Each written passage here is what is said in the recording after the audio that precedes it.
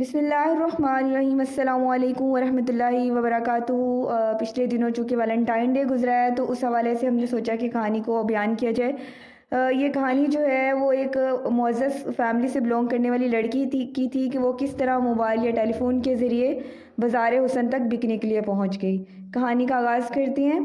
ایک دفعہ کا ذکر تھا کہ ایک لڑکی تھی، اس کا نام تھا صوبیہ۔ وہ کہتی ہے کہ ہمارے گھر کے اندر ٹیلی فون لگا ہوا تھا اور ایک دن ایسا ہوا کہ فون آیا تو میں نے اس کو اٹھایا، اور جب میں نے اس کو اٹھایا تو آگے سے ایک شخص بولا۔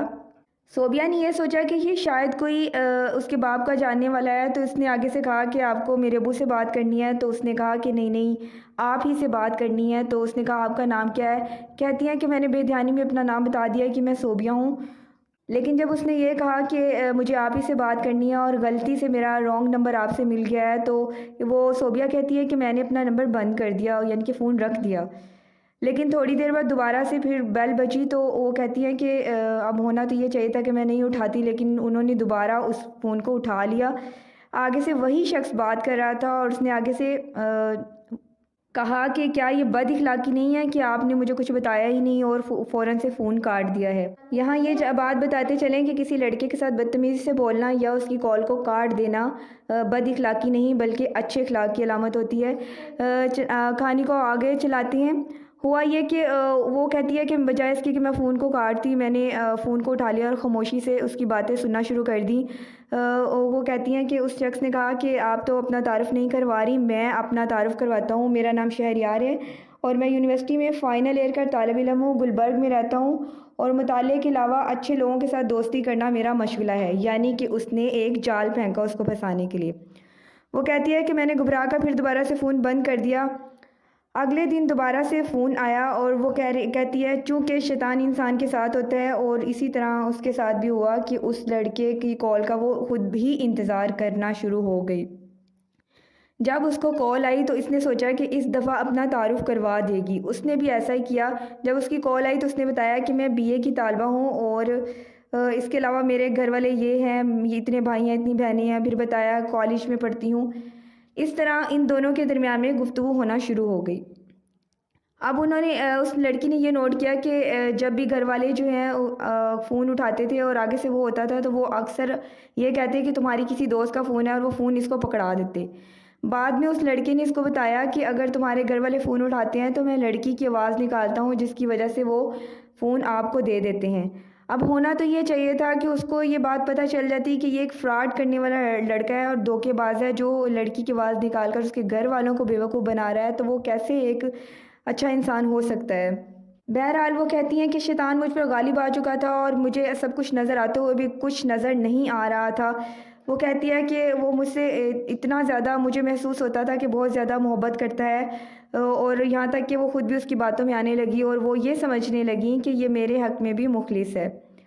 اس نے ایک دن اس سے یہ اصرار کیا کہ وہ مجھ سے ملنے کے لیے آئے، یعنی کہ وہ اس سے باہر ملاقات کرنا چاہتا تھا۔ آپ کو یہاں پر ایک بات بتاتے چاہیں، لڑکیوں کے لیے ایک لیسن ہے کہ جو مرد آپ کو باہر نکل کر ملنے کے لیے کہے وہ کبھی بھی آپ کے حق میں مخلص نہیں ہو سکتا۔ مخلص شخص ہمیشہ نکاح کا پیغام بھیجے گا اور رشتہ بھیجے گا۔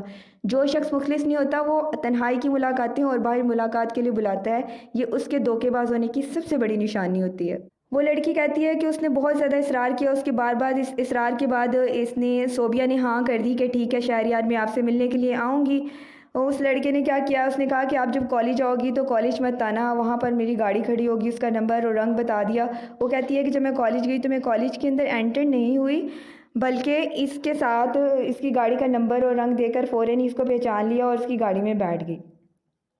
اب جیسے ہی وہ اس کی گاڑی کے اندر بیٹھی ہے وہ کہتی ہے کہ مجھے گھبراہٹ شروع ہونے لگی اور مجھے محسوس ہونے لگ گیا کہ میں نے افراتفری میں بہت غلط فیصلہ کر لیا ہے، جبکہ اس نے یہ دیکھا کہ جو شہریار تھا اس کی آنکھوں کے اندر ایک شیطانی چمک پیدا ہو رہی تھی، اور جب اس نے بعد میں یہ کہا کہ ہم ایک دوست کے گھر چلتے ہیں، وہاں بیٹھ کر ہم پرسکون ہو کر باتیں کریں گے۔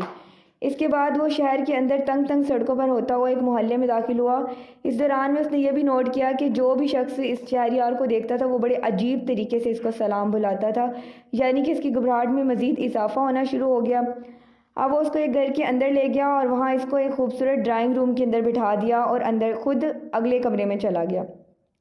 ڈرائنگ روم کے اندر بہت ہی بیہودہ قسم کی تصویریں لگی ہوئی تھی، جس کو دیکھ کر وہ کہتی ہے کہ میں گھبرا گئی اور میں اٹھ کر کھڑی ہو گئی، اور جس کمرے میں وہ گیا تھا میں اس جانب بڑھی اور اس کے دروازے کے پاس سے میں ان کی باتوں کو سننے لگی۔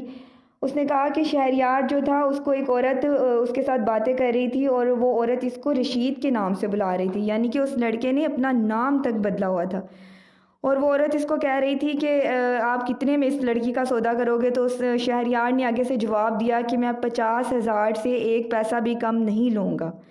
وہ کہتی ہے کہ جیسے ہی میں نے اس آواز کو سنا تو مجھے سمجھ آ گئی کہ یہاں پر میرا سودا ہونے جا رہا ہے۔ وہ فوراً وہاں سے پلٹی اور انتہائی خوف کی حالت میں مگر خاموشی کے ساتھ گھر سے باہر نکل گئی۔ وہ کہتی ہے کہ میری خوش قسمتی تھی کہ چند ایک گلیاں چلنے کے بعد ایک بڑی سڑک پر آ گئی اور وہاں پر رکشے پہ بیٹھ کر گھر آ گئی۔ گھر آ کر میں نے یہ گھر میں آ کر بتایا کہ کالج میں میری طبیعت خراب تھی، اس لیے میں جلدی واپس آ گئی ہوں۔ اب اسی لڑکی نے رات کو دوبارہ سے اس کو کال کی اور اس کو دھمکی دی کہ وہ مجھے اغوا کر لے گا اور عنقریب اس کے پیرنٹس کو بتائے گا۔ صوبیہ کہتی ہے کہ میں بہت زیادہ پریشان ہوئی، وہ بتاتی ہے کہ میں نے اپنی ایک ٹیچر سے بات کی کہ میں کیا کروں۔ انہوں نے کہا کہ آپ اس طرح کرو کہ اللہ سے مدد مانگو، لیکن شہریار چونکہ ایک مخلص نوجوان تو تھا نہیں، اس نے کیا کہ ان کے بھائیوں کو فون کیا اور ان کے گھر والوں کو پتہ نہیں کیا بات کی کہ گھر والے بہت زیادہ نفرت کرنے لگے۔ پھر اسی ٹیچر نے جس کے ساتھ اس نے بات کی تھی اس نے آ کر والدین کو سمجھایا، اور پھر گھر والوں نے اس نمبر کو تبدیل کر لیا اور گھر سے ٹیلی فون کو ہٹا دیا۔ اس طرح گھر والوں کا رویہ نارمل ہو گیا۔ وہ ایز اے عبرت اپنا سٹوری بیان کرتے ہوئے یہ کہتی ہیں کہ میں خوش قسمت تھی کہ اللہ نے مجھے بچا لیا۔ پیاری بہنیں، یہ ٹیلی فون پہ آنے والے لوگ جو ہوتے ہیں، جو رنگین سبز باغ دکھانے والے لوگ ہوتے ہیں، یہ کبھی بھی مخلص نہیں ہوتے۔ ان کے ساتھ سوائے زندگی کی تباہی کی اور کچھ بھی نہیں ہے۔ صوبیہ بچ سکتی ہے تو یہ اس کی خوش قسمتی ہے، لیکن لازمی نہیں ہے کہ ہر لڑکی بچ جائے۔ اس لیے بہتر ہے کہ گھر سے باہر قدم رکھنے سے پہلے یہ سوچ لیں کہ ہمارے والدین کی عزت ہمارے ساتھ ہے، اور ہمارے بھائیوں کا سر جو فخر سے بلند ہے وہ ہماری وجہ سے ہے، جو ایک لمحے میں جھک بھی سکتا ہے۔ اس لیے کسی بھی فیصلے سے پہلے سوچ لینا چاہیے۔ وآخر دعوانا ان الحمد للہ رب العالمین۔ لا إله إلا الله، لا إله إلا الله، لا إله إلا الله، لا إله إلا الله۔